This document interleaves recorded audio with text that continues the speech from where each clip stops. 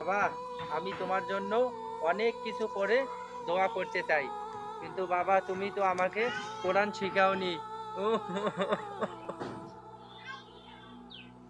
এ ভাই, ভাই আমি আপনাকে কবর জিয়ারতের নিয়ম শিখিয়ে দিচ্ছি।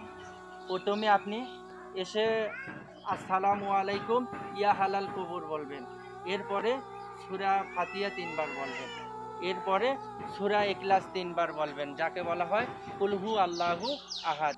এরপরে কয়েকবার দরুদ শরীফ পাঠ করার পরে দোয়া করবেন, হায় আল্লাহ, যতগুলো পাঠ করেছি ভুলগুলি ক্ষমা করে দাও, যতগুলি সব দিয়ে থাকো সর্বপ্রথম হজরত মোহাম্মদ সাল্লাল্লাহু আলাইহি সাল্লামের রওজা মোবারকে পৌঁছাইয়া দাও। আপনার বাবার জন্য দোয়া করবেন, হে আল্লাহ, আপনি আমার বাবাকে ক্ষমা করে দাও, আমার বাবার কবরের আযাব মাফ করে দাও, আমিন।